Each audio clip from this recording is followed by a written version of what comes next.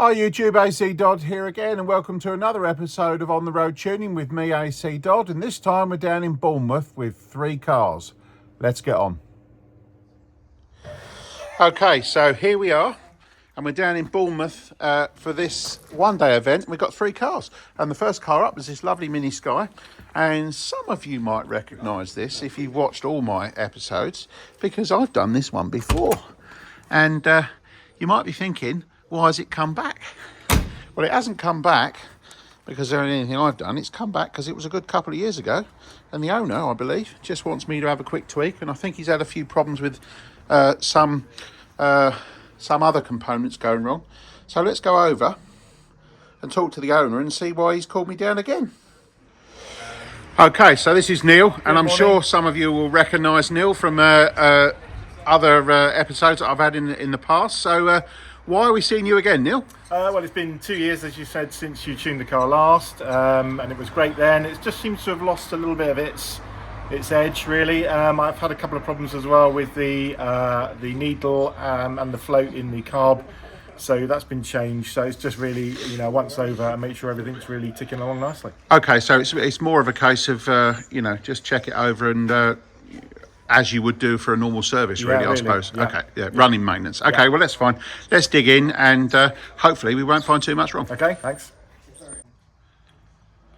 So under the bonnet of this one, if anybody's watching the previous videos, this is a 998 engine, and it's the original engine to this car. So it's an A+ engine with high compression pistons. All standard, apart from, I think it's just got a K&M filter, etc. And obviously I've been here before to tune it. So we're already running a Power Spark Dizzy. We've got points ignition.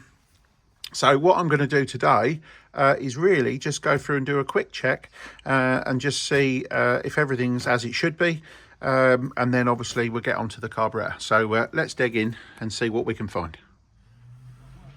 So, interestingly, we've got a 3 ohm coil, which this car's supposed to have a 1.5 ohm coil. So I just asked the owner why this was on here last time, because it was. Last time it had only just been fitted, so I didn't change it because it was brand new and the system was working. But in actual fact, it's supposed to have a 1.5 ohm. Anyway, so the owner actually has a 1.5 ohm version with a wire wound ballast resistor. Now, the reason why we're not using the loom system is because there was a wiring fault in the loom, so that was all taken out and bypassed. So that's why this is running on a 12 volt. So what we're going to do is, the first thing we're going to do is we're going to convert that back to a 1.5 ohm coil with a ballast resistor, so that we can actually increase the coil power. All right, so that will help. So we'll get that done first before we move on to the next thing. Okay, so what we've done is we've changed the coil back to and this is the owner's coil, but this is a ballast coil, and we fitted a new, the ballast resistor that the owner had, and I've wired it up, and it's all working as it should. And we move over to the readings, the dwell reading, and we can now see we've only got about 40, nearly 47 degrees at idle, so that should be 54. So even on that system, we're undercharging that coil. So the next thing we're going to do is adjust the points and go from there. Okay, so further investigation. Yeah, as I already said, the dwell angle's out, but I've also just hooked the strobe up and had a look at the timing. We're 6 degrees out on the timing as well. So what we're going to do is reset the dwell angle, which will actually make the timing even worse, and then we'll reset the timing position and hopefully get this engine at least ignition wise back to where it should be. I'll also pull the plugs, have a quick look, make sure the gaps are all right, and then we shall move our attention to the carburetor. I'll just interject here. It's just worth mentioning that cars that have points wear, and the dwell angle changes with that wear. But what people don't always realise is when the points wear, the timing also changes. So this is one of those where you need to be on top of your points adjustment to make sure your dwell angle stays the same, and obviously your timing setting stays the same. In this particular case, the owner had said it had gone off tune. Well, it had gone off tune, or it just lost its sparkle because the timing had retarded by 6 degrees. So just correcting that timing obviously brought the power back, but most importantly, the dwell angle was also extended to increase the coil charge time on the now fitted ballast resistor and coil setup. So not only have we doubled the power in the coil, but we've also increased the coil charge time as well. So it's important to think about that as a whole package, and as you'll go on, you'll see it did have an effect on the way it was fueling too. Well, I speak to his wife. Okay, so we pulled the spark plugs out on this one, and as you can see, I have been here before because this one's still burning really well. So even though our timing's not right, and we can see that on some of these plugs, if I turn that round, you can see that the burn's not quite right all the way around. So what we're going to do is obviously adjust the timing. We're also going to increase the coil power slightly by adjusting the dwell. And we'll correct the burn. And the other thing is gold star to the owner, because he's gapped all these at 25 thou, which is perfect. So I'm not even going to change those. We'll pop them straight back in and continue with the tune. So first off, we'll have a look at the dwell angle, and sure enough, when the dwell angle's small, the points gap is a bit big. As we can see, that points gap is quite large. So what we're going to do now is just tap that down a bit, and then we'll go and get that set to where we need to be, about 54, 55. And then we'll move on to adjust the timing. Okay, so engine's running really well now. We had a timing correction, so I dialed in basically to correct the timing retard that we had before. So it's had another 6 degrees on it. Obviously changing the points gap meant that the timing went even further out. So I actually had to adjust the timing by about 11 degrees in all, which was basically to advance it. So that was the reason why this engine was perhaps not performing as it was. Anyway, got the carburetor, and obviously I've been here before, so I have made a needle. But since then, we've changed the, we've now got a high power coil on. Interestingly, we're running lean at 2000, and we're also running lean on progression. And that would have been better under the old system a couple of years ago. So the interesting thing is with this, the fueling requirement has changed since then, and that's mainly due to one, a little bit of wear, but mostly because we've just obviously put more power into the ignition system. So what we're going to do is we're going to adjust that needle, and it's too lean, so it's easy to adjust it further, and then hopefully this will be ready for a test drive. Okay, so just coming back to me there for a minute, it's very interesting to note that if you do increase the coil power, you can actually change the quality of combustion in the chambers. And because you're using a wideband sensor, you have to remember that the wideband is picking up the result of combustion. So if you change that combustion and make it more efficient, then you are liable to affect the wideband reading. And in this case, because we'd increased the coil power, we'd actually gone a bit lean.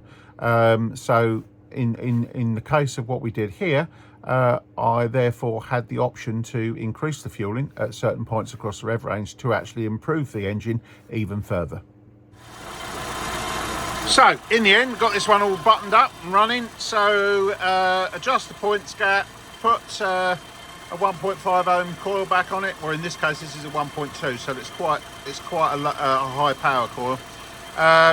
All the plug gaps are fine, the plugs are fine, the timing was out, so we advanced the timing, and then we got to the carburetor, and that was interesting because we increased the power of the coil. We'd actually gone lean a couple of places on the needle, so a little bit of a more adjustment on the needle.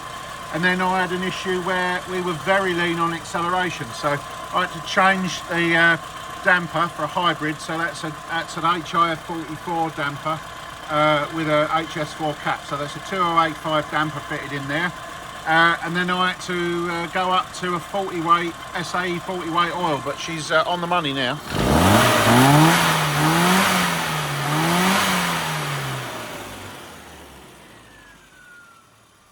So let's let Neil go in it and see what he thinks. Okay, so Neil's been out in his car after that work. You can already see that huge smile. So is the sparkle back? It is definitely back, yeah, much better than before. really picks up nicely, goes nicely, pulls, everything really. Excellent. Now, compared to what we did when we tuned it the first time, is that any better than it was last time? Yeah, I would say probably marginally. Yeah. And that's due to because we've changed the coil, so that gave us a little bit more room to burn some more fuel, because it was obviously, it went lean once we changed that coil, so we were able to put a little bit more in. So that's interesting. Upping the power of the ignition system has made it even better, which is really good. The other thing which was interesting was obviously we had to have a hybrid damper to get enough accelerator pump effect. So yeah, very interesting setup. But in the end, we got there, and the proof's in the pudding, and you can see the smile. So I think if I asked you, would you recommend this to anyone else? I think I know your answer. I would say absolutely 100%. Yeah. All right, excellent. Well, thanks for bringing your car down. Okay. And let's crack on with the next car. All right, thanks, Adrian. So, car number 2, we've got a lovely Tahiti. So this is a late model car, but this is a carburetor car, so it's the Sprite specification, HIF 38 carburetor. Yeah, beautiful little car. So we've got inside, we've got a few modifications, but nothing major. But it's only 21,000 miles, so yeah, beautiful. Let's have a look under the bonnet. So under the bonnet, we've got, beats the heart of the Sprite spec, 1275 A+. Yeah, so let's go and have a word with the owner and see why he's got it down. Okay, so this is Adam. He's the owner of this lovely Tahiti. So why have you brought it down today, Adam? Just wanted to check that it was running well, and yeah, that's about it really. Okay, so has it got any running problems at the moment that you're aware of? No, it's been very reliable. I've only had it a year, but I've done 1,500 miles in it, and it's not let me down at all. Neil did a service on it for me, but okay. Yeah. All right, so is it Neil that's dragged you down and said you need to get AC to look Neil at it? recommended that you needed to just do a session on it. Yeah. Okay, all right. Well, let's dig in and see if we can find any issues, and hopefully put a smile on your face. Great, thank you very much. All right. Okay, so I do get this quite often where you ask people about what they're expecting, and as the owners actually said there, the car's actually running well to him, and he's not expecting a massive change, which is interesting. So let's watch the rest of this video and see if he's right or wrong. So, gone through this engine, we've got the right coil on, the HT leads are good, the plugs are good, the gap properly, everything's good in terms of all the peripheries. What we have got is the Sprite advance curve, which is much too long, so we're going to change the advance curve in the 65D Dizzy.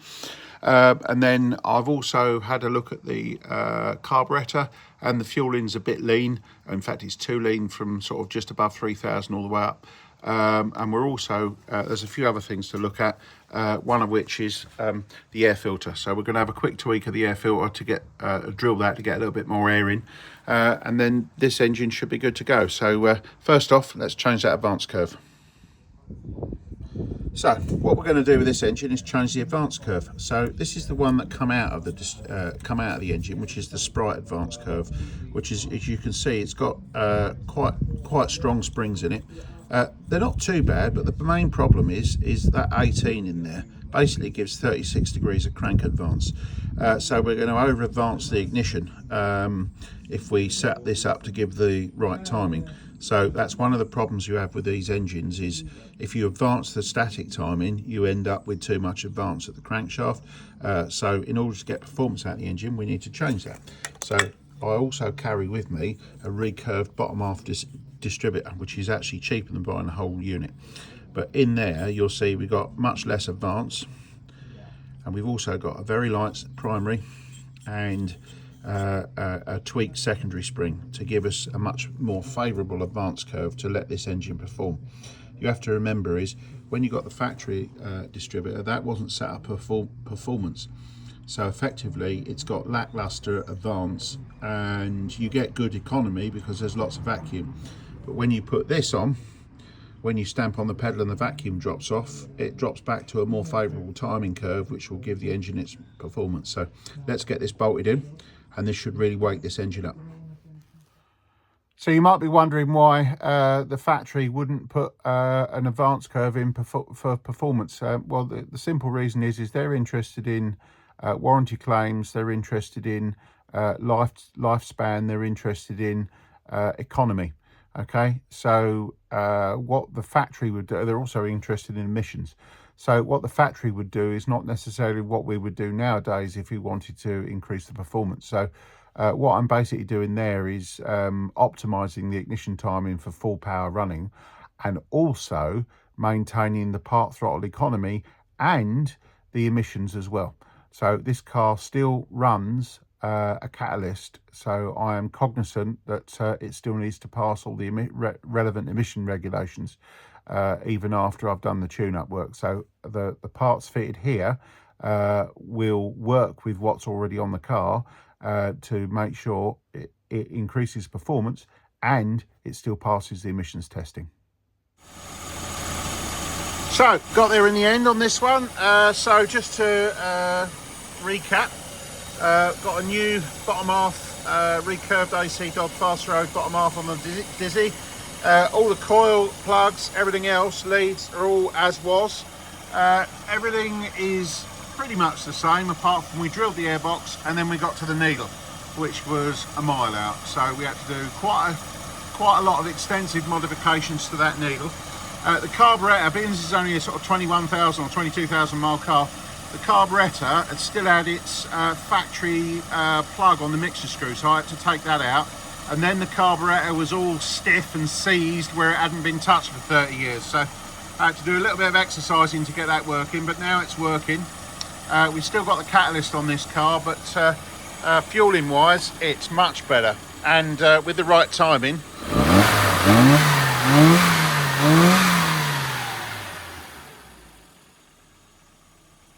So what I'm going to do now is send the owner out in it and see what they think.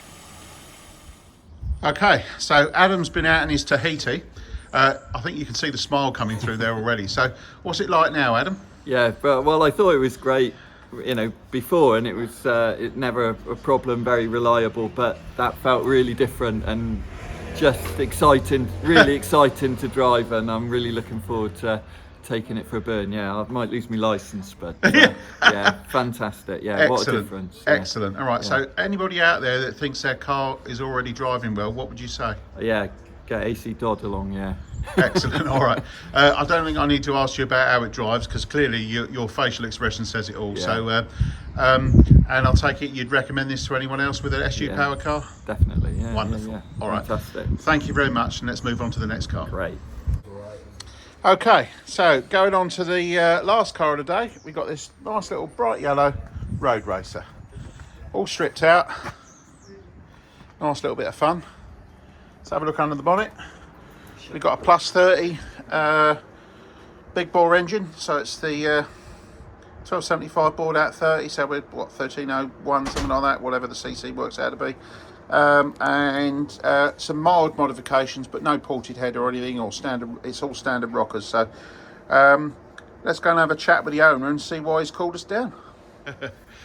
Right, this is Ben. Hello. All right, so Ben, you're the owner of this little yellow road racer. So why have you got me down today? Because it runs like a dog since I've had the engine rebuilt. It bogs down under load. It's difficult to start when it's hot. It's just not running very nice. So yeah, hoping Adrian can do some magic. Yeah. Okay. All right. Well, let's take a look and see what we can find. Cool. Right, so diving into this one, first thing we noticed is we got a power spark type Dizzy, which means we've got variable dwell, and we got a 3 ohm core. So anyone that's been watching will know that's the wrong combination. So first of all, we need to work out what coil we need. Can't do that till I've checked the advance curve. But the first thing I looked at after that was the spark plugs. So let's go and have a quick look at those. So looking at the spark plugs, we can see we've got a very rich problem. Which is a bit of a shame, because this engine's a brand new one that's only run 100 miles, so it's still being run in. Never a good thing to have your spark plugs looking like this on a brand new engine. So I've already pulled fuel out of it, so we stopped washing the rings out. Also, we've got resistor plugs, so they're the right heat range, just resistors. So I've put in a new set of non-resistor 6s gapped at 25 thou, because the gaps on these were huge. Okay, so I've finished looking over this one now. So what we're going to do is the advance curve, whilst not being optimum, is at least serviceable. So what I'm going to do, rather than, you know, adding an extra £250 to the bill or whatever it would be for a new Dizzy and coil and, you know, and all the rest of it, what we're going to do is just change the coil, and that will play nicely with that module. So we're going to put a 1.4 ohm Viper coil on there. I've already put new spark plugs in to replace the black ones that was in it, and then we're going to look at the fueling. Now, having already had a quick look, the fueling's not too bad, but it was very rich when it came in on the idle setting. So it's got an AEM needle in it, which is okay up to about 3000, then it runs lean. So what we're going to do is get that dialed in with probably a modified needle, optimize that coil, and then we should be good to go. Timing wise, it only needed a couple of degrees of adjustment. So yeah, all in all, not too bad, just too rich. It's never a good thing to have a new engine or a relatively new engine running rich for its running in period. So I'm glad I managed to catch this one early. I just hope it hasn't managed to make too much damage for that owner there. You know, it just pays to make sure that when you're setting up an engine yourself, having a wideband gauge would mean that you can actually catch any rich running and get that sorted to help you save a new engine. While we was there on this one, I also drilled the airbox because it's a 1275 engine. Even though it's only got HI38 carb, this will need all the breathing it can get. So I've drilled a few extra holes in it. So let's get this back on and finish the tune. Okay, so we got this one dialed in. It took quite a bit of work in the end. So carburetor is very worn, so it's kind of all over the place. But because the engine's been running, it's only got 100 miles on it, I've had to pull the fuel out because it was obviously very rich. And then now it's having trouble keeping an idle because the carburetor's so worn. And then when you rev it, it tries to stall and all this kind of stuff. But that's because carburetor is worn. So what I've done is I've richened the needle up so at least it runs okay. We've got a thin the oil out again, so it had ATF, but we're now down to 10 weight oil, and then we got a drilled airbox. So all added together with the 1.4 ohm coil, we've upgraded to 25 thou on the spark plugs. This car is now ready for a test drive. When you're fitting a new engine in your car, you should always budget for a new carburetor, or certainly a rebuilt one that control the fuel, because if you can't control the fuel, you won't have a very good experience when you're running in, and obviously you won't necessarily have a very good experience with the way the car performs, and it might stall, etc., and just not run as it's supposed to. So it's one of the biggest issues what I try and tell people is if they're having their engine rebuilt, then they really should also budget for a rebuilt carburetor. Okay, so Ben's been out in his little yellow road racer. So what do you think, Ben? I mean, it's 1,000 times better than it was, mate. It is, yeah, you put your foot down in any gear, any revs, and it just picks up and goes. So, yeah, like I say, it's running as well as it possibly can, I'd say. Okay, excellent. So no flat spots now? No flat spots, I could tell. Wonderful. Yeah, and obviously the engine's still being run in, so as you can see, it's running lean as well. So, well, certainly as lean as we could get it without it. Without it having problems, because the engine, the carburetor is a bit worn. So I think you've, as you said, something for next year. Yeah, definitely. Bigger carb, more power. Absolutely. All right. Anyway, thanks for getting me down. Cheers, Adrian.